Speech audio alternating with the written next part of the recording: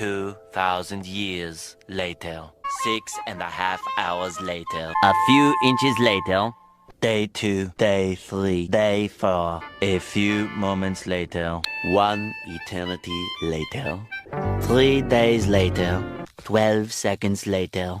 3:28 a.m. 3 weeks later. Many months later. So much later that the old narrator got tired of waiting and they had to hire a new one. Tomorrow. Tomorrow for sure. Eventually. 12 o'clock midnight. 1 hour later.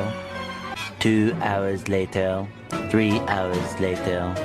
While Patchy pulls himself together, let's see how SpongeBob's party is shaping up. Meanwhile, 2 hours later. 8:01 p.m. 4, 3, 2, 1.